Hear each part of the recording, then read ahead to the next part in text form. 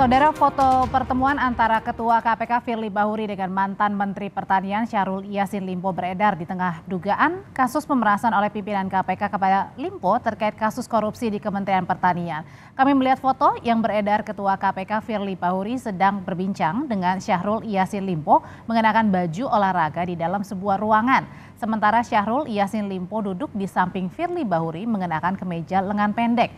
Foto ini beredar di tengah isu ada pertemuan antara pimpinan KPK dengan Syahrul Yassin Limpo terkait pemberian uang senilai 1 miliar rupiah kepada pimpinan KPK di lapangan bulu tangkis.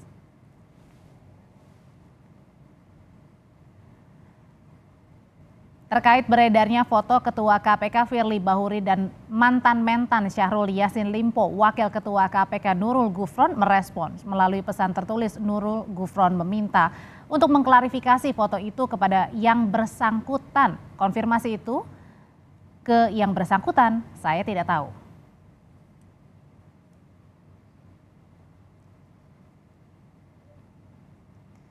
Di tengah pertanyaan publik soal belum adanya penetapan tersangka dalam kasus korupsi Kementerian Pertanian, publik dikejutkan dengan adanya laporan dugaan pemerasan oleh pimpinan KPK terkait penanganan kasus di Kementerian Pertanian. Polisi telah memeriksa mantan-mentan Syahrul Yassin Limpo dalam kasus ini.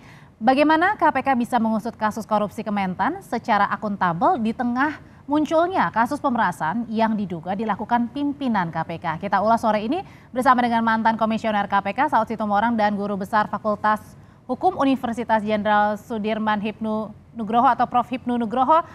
Selamat sore Bapak-Bapak. Selamat sore Mbak. Saya yang Selamat pertama sore Pak Saud. ke Pak Saud dulu. Pak Saud, ini sebelum kita berbicara panjang lebar soal dugaan pemerasan pimpinan KPK. Jadi sejauh ini Pak Saud melihatnya KPK bagaimana dalam menangani kasus korupsi yang menjerat mantan-mentan Syahrul Yassin Limpo ini? Ada yang aneh? Ya, di luar kelaziman ya. Ya kalau mau pakai bahasa aneh juga boleh gitu.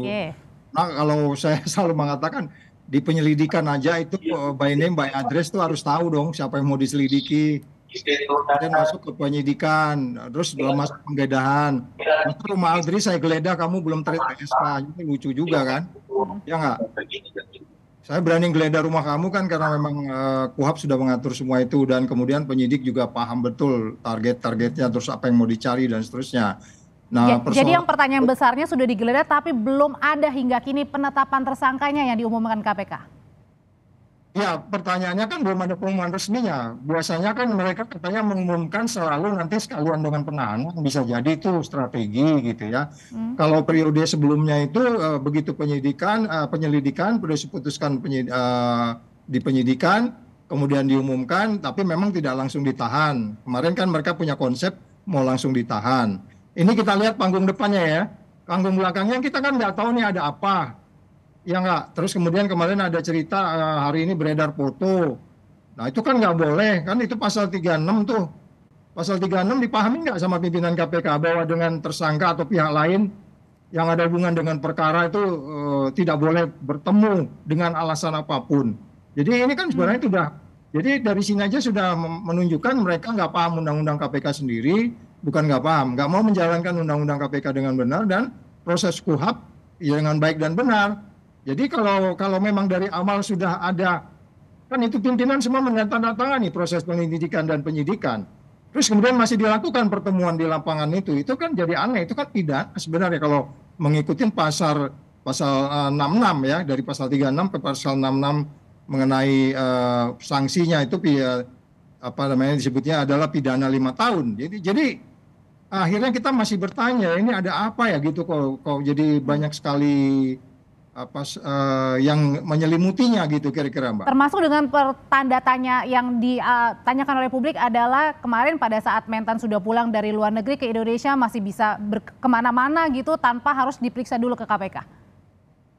Enggak, kalau itu debatable ya, artinya gini kan penyidik punya paham waktu di mana mereka harus mulai melakukan penyidikan, penahanan, memanggilan dan seterusnya kan penyidik punya kebebasan dalam hal ini independensi. Persoalannya kembali waktu itu memang kalau dia keluar negeri saya hanya mau lihat protokoler konsulernya kan sempat hilang itu kemudian Kalau seorang menteri ke luar negeri kan dari proses penyidikan sudah masuk, tentunya penyidik harus paham.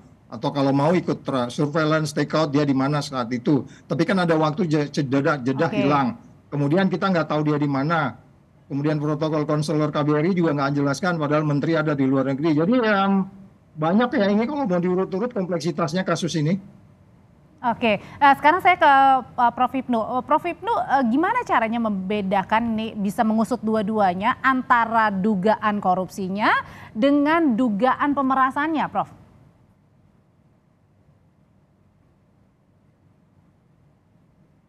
Prof, mohon maaf, masih di mute. Ya, jadi ada dugaan-dugaan. Saya melihatnya begini, Mbak. Kalau dikatakan dugaan ya boleh-boleh saja ya, karena ini kan satu levelnya orang dengan orang, Pak Menteri dengan Pak Ketua KPK. Subjeknya jelas, orang dengan orang. Kemudian kepentingannya jelas. Tadi Pak Saud mengatakan ini adalah tingkatannya Menteri, tingkatannya Ketua. Ketemu pun nggak boleh. Oleh karena itu kalau kita melihat dari proses penanganan sampai sekarang, kalau orang berpikir seperti itu sah-sah saja. Apalagi ada laporan. Kan itu Mbak. Laporan itu sebagai bentuk adanya suatu informasi, adanya suatu tindak pidana. Oleh karena itu dari laporan itu terhadap seseorang yang sekarang beredar dalam foto, itu suatu korelasi. Sehingga jangan-jangan betul, kan gitulah. Oleh karena itu laporan yang sekarang ini dilakukan suatu penyelidikan. Pemanggilan oleh Pak mantan Menpan, mantan Mentan, kemudian pemanggilan oleh ajudan, oleh Polri. Itu dalam rangka untuk mengkualifikasi. Pertanyaannya apakah ada kausalitas? Nah ini yang kita lihat antara penanganan perkara dengan dugaan pemerasan. Itu kalau kita lihat suatu perkara-perkara umum modus itu simbiosis yang sering terjadi. Cuman pertanyaannya ini betul atau tidak. Itu masih tanda tanya ya? Ya kalau lihat peristiwa tampaknya ada suatu kebenaran dugaan seperti itu. Karena levelnya sudah level tingkat tinggi. Peristiwanya juga sedang dilakukan. Apakah itu rumor? Itu juga menjadikan suatu perdebatan. Ini yang saya kira kita tunggu saja Mbak, gitu Mbak. Tapi kausalitasnya kok agak nyambung begitu. Oke, Pak Saud, kalau misalnya ini kan masih dugaan ya, belum terbukti begitu ya. Nah terkait dengan dugaan pemerasan ini yang diduga dilakukan oleh pimpinan KPK, gimana mestinya internal KPK termasuk Dewas harus meresponnya? Perlukah pimpinan yang diduga ini dinonaktifkan sementara? Oh iya, kalau saya bilang sih memang sebaiknya begitu. Sama, makanya saya bilang dalam case ini kita melihatnya ada ketelitian atau yang kurang di Dewas. Karena begini, kalau kemarin dimulainya dilakukan penyelidikan, terus dilakukannya ada laporan pemanggilan ataupun pendalaman dilakukan oleh Polda terhitung Agustus. Kalau sensornya dari Dewas ini baik, mereka kan harus segera mengklarifikasi itu gitu. Tapi kan kelihatannya diem-diem aja ya. Karena memang sangat berbeda pengawas internal saat ini dengan Dewas yang dulu, yang sangat detail, proaktif. Sekarang ini kita nggak ngerti. Tapi kalau kita mau bicara pemberantasan korupsi secara keseluruhan, ini kan harus di-clear-kan gitu. Artinya begini, kalau memang ada bertemu, itu fotonya ada, itu perlu didalami. Apa ada transaksi, itu perlu didalami. Tetapi pada bagian lain, kita kan nggak mau juga lepas ke belakang. Ini perilaku yang bersangkutan ini kan kurang lebih ada 6 case yang sudah berlaku selama ini. Itu yang saya bilang waktu case keempat, case ketiga, saya bilang, ini kalau nggak dilakukan penindakan, ini akan begini terus. Ternyata hari ini ada lagi berita yang sama. Jadi maksud saya, behavior ini kan sesuatu yang sangat erat sekali dengan persoalan integritas dan persoalan nilai yang udah berubah di KPK. Kalau pengalaman Pak Saud dulu gini, kalau misalnya ada diduga pimpinan yang tersangkut dugaan itu gitu, apa yang biasa waktu itu dilakukan? Oh tentunya pertama kan pengawas internal akan melakukan penyelidikan.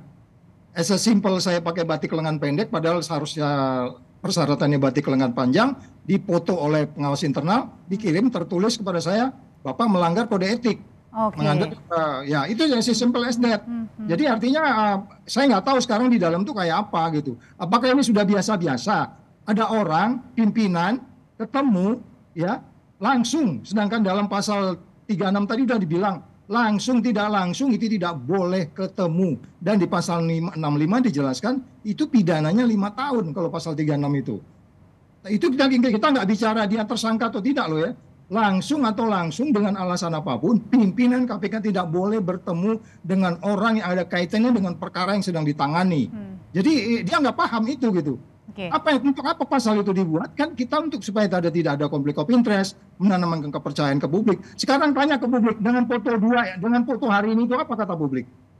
Nah, membangkitkan kepercayaan publik itu dalam pemberantasan korupsi itu hal yang paling atas di dalam memberantas korupsi. Sehingga kemudian terjadilah efisiensi dan seterusnya, memberantas korupsi kemudian mengubah perilaku. Orang akan pikir, ya pimpinannya begitu, gimana kita? Nah, jadi sekali lagi, ini mungkin yang kita harus clearkan. Oleh sebab itu, karena KPK di bawah presiden, udah presiden yang ngomong, kamu berhenti dulu deh. Biar nggak pusing, menterinya juga yang kamu urusin udah berhenti. Sederhana, as simple as that. Oke, menjawab pertanyaan dari Pak Saud itu, Pak Hipnu, itu gimana untuk publik ini percaya bahwa penanganannya tetap berjalan untuk dugaan korupsinya, satu sisi dugaan pemerasannya itu juga tetap berjalan agar publik ini percaya dengan apa yang dilakukan oleh KPK untuk pemberantasan korupsi, Pak Hipnu? Ya, saya kira ini suatu taruhan sekali kepada Polda yang harus segera mungkin, seperti disampaikan oleh Pak Saud. Kalau ini sampai berlarut-larut terhadap kasus pemerasan pimpinan ketua KPK, ini akan menjadikan ketidakpercayaan terutama elemen lain, misalkan elemen penyuluh, elemen api, dan sebagainya. Ini akan jadi pembicaraan, sehingga tidak bisa berpikir objektif bagaimana pemberantasan korupsi ke depan. Kalau terhadap pimpinannya pun terjadi suatu masalah. Jadi ketika ada dugaan permasalahan seperti ini, kita mohon sekali Mabes Polri, Polda segera mungkin. Apakah ini terbukti atau tidak? Jadi jangan pelarut-larut, karena kondisi Indonesia itu suatu darurat korupsi. Terkait penanganan korupsi berlarut-larut, tapi penanganan lain juga demikian. Sehingga bagaimana jalan cepat pemerintah juga sebagai manajemen pengendalian tindak pidana itu sangat menentukan sekali. Kalau iya, kalau tidak, ya tidak. Begitu, Mbak. Jadi ada dua penanganan yang harus cepat dilaksanakan ya, dilakukan pengusutannya, ada dugaan korupsinya dan dugaan pemerasannya. Terima kasih Pak Hipnu Nugroho, terima kasih Pak Saud Situmorang, sehat selalu. Hipnu, selamat jalan. Terima kasih, matur nuwun.